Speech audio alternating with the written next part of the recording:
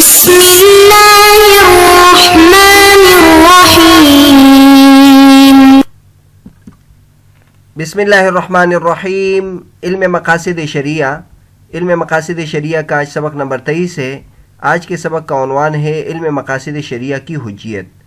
آج کے سبق میں ہم علم مقاصد شریعہ کی حجیت سے متعلق گفتگو کریں گے۔ اس سے پچھلے سبق میں ہم نے مقاصد شریعہ کا قرآن کے ساتھ کیا تعلق ہے، اور پھر قرآن میں اس کی جو مثالیں تھیں، قرآن میں مقاصد عامہ کی مثالیں، قرآن میں مقاصد خاصہ کی مثالیں تفصیل کے ساتھ ہم نے پچھلے سبق میں بیان کی تھی۔ آج کے سبق میں ہم مقاصد شریعہ کی حجیت کے بارے میں گفتگو کریں گے کہ وہ حجت ہے کہ نہیں ہے، اس پر گفتگو کریں گے۔ تو سب سے پہلے تو آپ یہ پیچھے بیان کیا کہ مقاصد کی دو قسمیں ہیں، ایک مقاصد قطعی ہوتی ہیں اور ایک مقاصد ظنی۔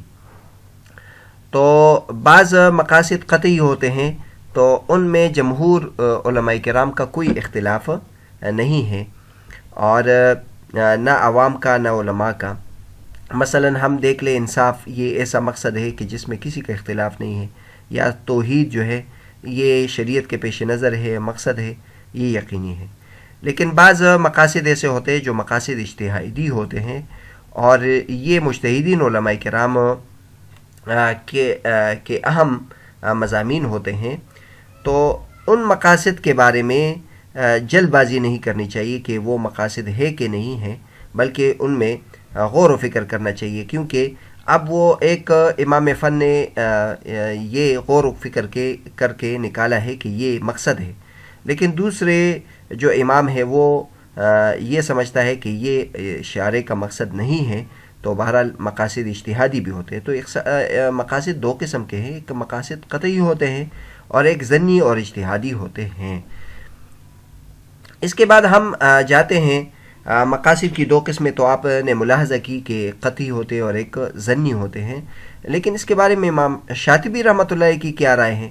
تو اگر ہم امام شاطبی رحمۃ اللہ علیہ کو دیکھ لیں تو وہ یہ کہتے ہیں کہ مقاصد سب کے سب قطعی ہے۔ یہ ایک بات ہے کہ وہ یہ فرماتے ہیں کہ مقاصد سب کے سب قطعی ہے، اگرچہ راجح مسلک یہ ہے کہ مقاصد بعض ظنی ثبوت ہوتے ہیں اور بعض قطعی ثبوت ہوتے ہیں، یعنی بعض یقینی مقاصد ہوتے ہیں اور بعض ظنی ہوتے ہیں۔ لیکن امام شاطبی رحمۃ اللہ علیہ کا مقصد کیا ہے، انشاءاللہ اس کو آگے تفصیل کے ساتھ ذکر کریں گے۔ تو امام شاطبی رحمۃ اللہ علیہ کی بات ذکر کی، راجح مسلک ہم نے ذکر کیا۔ تو علماء کرام کا اس پر اتفاق ہے کہ غالب ظن کا بھی اعتبار ہے، یعنی صرف کسی چیز پر عمل کرنے کے لیے یقین کا ہونا ضروری نہیں ہے، بلکہ غالب ظن بھی کافی ہے۔ کسی چیز کے بارے میں گمان ہو اور غالب گمان ہو تو اس کی وجہ سے شریعت کے بہت سارے احکامات ثابت ہوتے ہیں، اور لہٰذا آیا اب اس سوال کا بھی ہم جواب دیتے ہیں کہ کیا تمام مقاصد پر عمل واجب ہے کہ نہیں ہے؟ تو جواب یہ ہے کہ مقاصد پر عمل کے لیے ضروری نہیں ہے کہ وہ سب کے سب قطعی ہو۔ تو مقاصد پر عمل کرنا واجب ہے، چاہے وہ قطعی ہو یا ظنی ہو۔ لیکن ہم یہ فرق کیوں کرتے ہیں؟ یعنی جب تمام مقاصد پر عمل کرنا واجب ہے تو پھر ہم یہ فرق کیوں کرتے ہیں؟ تو اس کا فرق کی وجہ یہ ہے کہ کبھی کبھی ان کا آپس میں تعارض ہو جاتا ہے، تو جو مجتہد ہے وہ پھر اس کے ذریعے سے ان میں ترجیح یا تطبیق وغیرہ کی صورت نکال سکتے ہیں کہ جو یقینی ہو وہ اس کے بنسبت جو غیر یقینی ہے وہ راجح ہوگا۔ تو والے یہ تمہید تھی۔ اب ہم جاتے ہیں کہ کیا مقاصد شریعہ احکامات کے لیے دلیل بن سکتی ہے کہ نہیں؟ تو اس میں علماء کرام کا اختلاف ہے کہ کیا مقاصد شریعہ احکامات کے لیے دلیل بن سکتی ہے کہ نہیں؟ تو اس میں علماء کرام کا اختلاف ہے، یعنی بعض علماء کرام کہتے ہیں کہ مقاصد شریعہ احکامات کی دلیل نہیں بن سکتی، اور بعض کہتے ہیں کہ مقاصد شریعہ احکامات کی دلیل بن سکتی ہیں۔ اس اختلاف کی وجہ کیا ہے؟ اس کی وجہ یہ ہے کہ جب مقاصد کی حجیت کے بارے میں علماء کرام بحث کرتے ہیں تو وہ اس کو مصالح مرسلہ کے ساتھ ملاتے ہیں۔ یہ آپ کو پتہ ہے کہ ایک مقاصد شریعہ ہے اور ایک مصالح مرسلہ ہے۔ مصالح مرسلہ الگ چیز ہے اور مقاصد شریعہ الگ ہے۔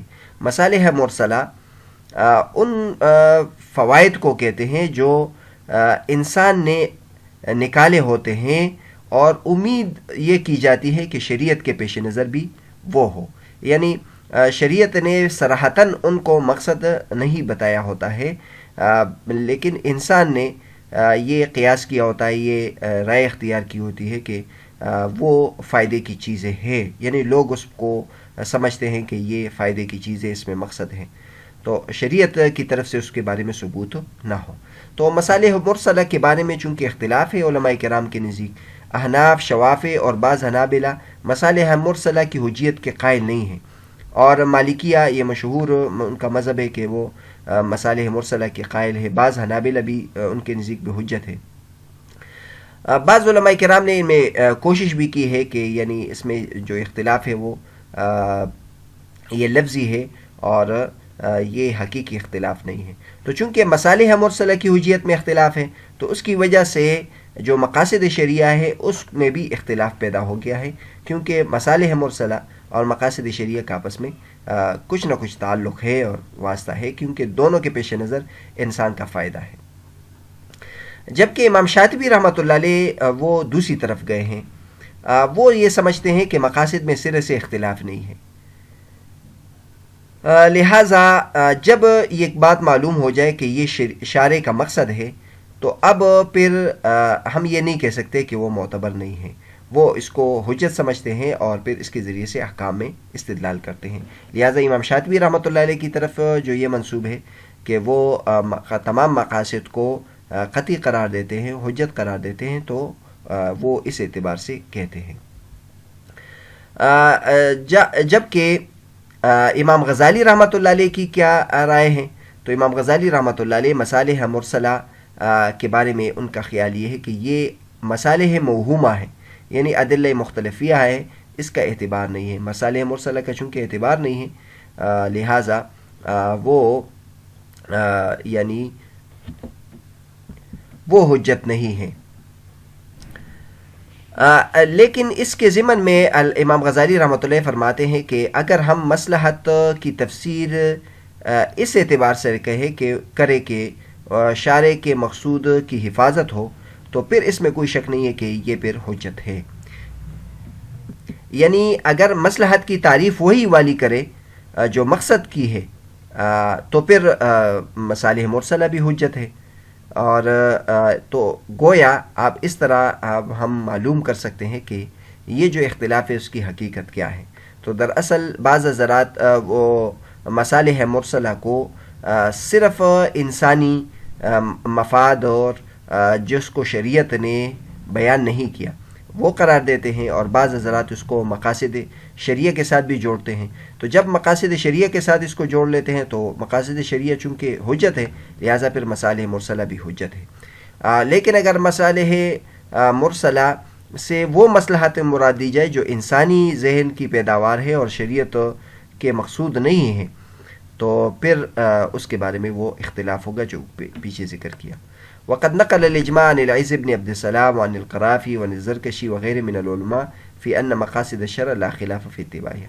جہاں تک مقاصد شرع کی بات ہے تو مقاصد شرع کی شریعہ کی حجیت پر اتفاق ہے، کیونکہ مقاصد شریعہ تو اس کو کہتے ہیں نا جس کو شریعت نے خود مقصود قرار دیا ہو، یا تو صراحتاً اس نے بیان کیا ہو، جیسے پیچھے آیات میں ہم نے تفصیل کے ساتھ بیان کیا کہ اللہ تبارک و تعالیٰ فرماتے ہیں کہ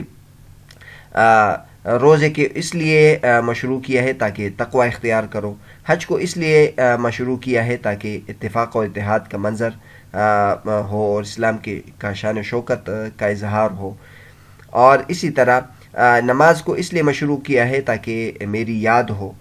تو یہ جو مقاصد ہے یہ تو حجت ہے، کیونکہ یہ جس طرح نص حجت ہے تو اسی طرح مقصود شارع بھی حجت ہے۔ تو بہرحال مقاصد شریعہ جو ہے وہ حجت ہیں، اور ہم اگر فقہاء کرام کے کتابوں کے طرز کو دیکھ لیں تو ان کے طرز عمل سے بھی یہ معلوم ہوتا ہے کہ وہ مقاصد شریعہ کو علت قرار دیتے ہیں اور اس کو حجت قرار دیتے ہیں۔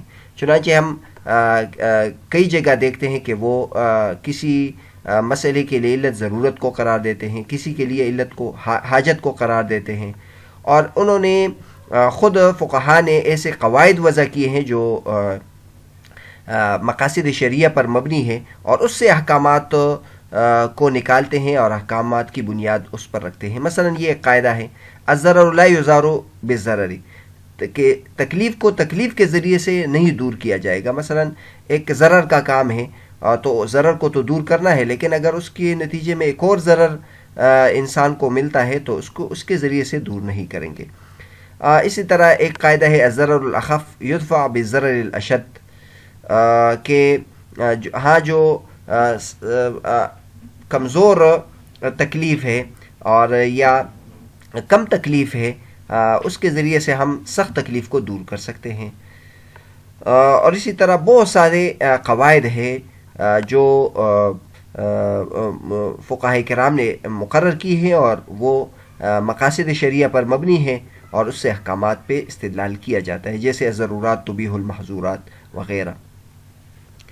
تو بہرحال یہ معلوم ہوا کہ جو مقاصد شریعہ ہے وہ حجت ہے۔ اب ہم یہ اس کے بارے میں گفتگو کرتے ہیں کہ مقاصد اور مصالح پر رد کی وجوہات کیا ہیں۔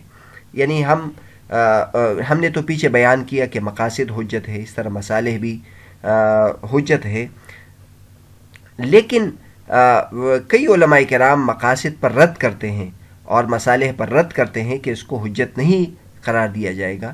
تو اس کی وجوہات کیا ہیں، یہ ایک اہم بحث ہے، اس کو ہم ذکر کرتے ہیں۔ تو ایک وجہ اس کی یہ ہے کہ مصلحت متوہمہ سے پرہیز، یعنی اگر ہم مقاصد اور مصالح کی حجیت کو اس طرح بے لگام چھوڑ دیں تو پھر لوگ اپنی طرف سے مصلحت گڑھیں گے اور اس کو پھر شریعت کے احکامات کے ثبوت کے طور پر پیش کریں گے۔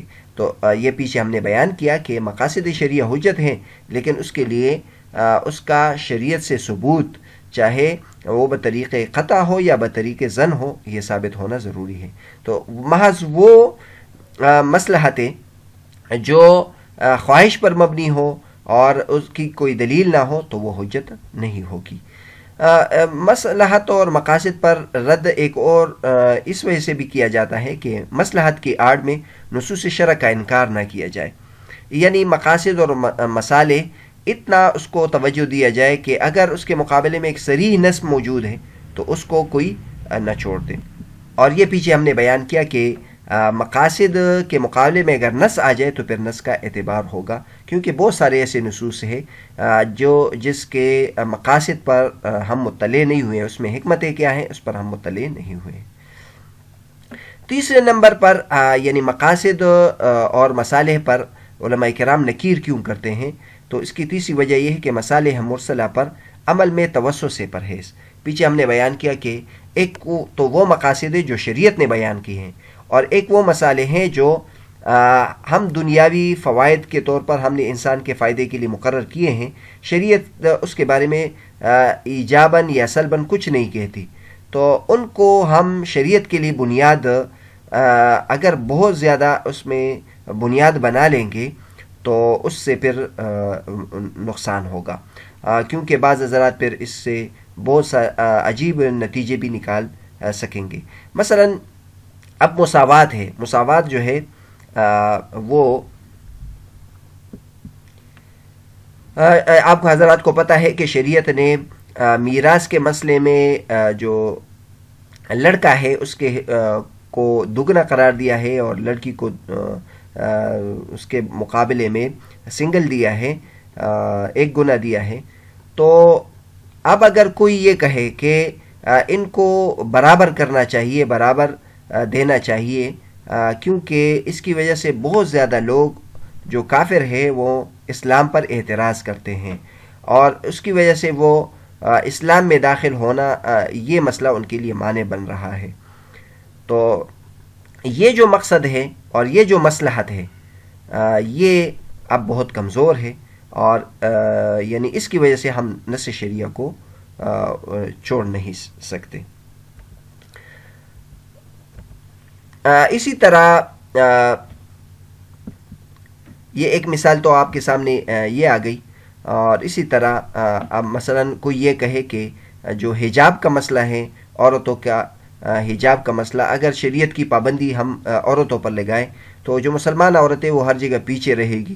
تو لہٰذا اسلام کی ترقی اس میں ہے کہ عورتوں کو کے پردے میں تخفیف کی جائے اور اس کو، تاکہ اسلام بھی ترقی کر لے جس طرح کہ دیگر لوگوں نے ترقی کی ہے.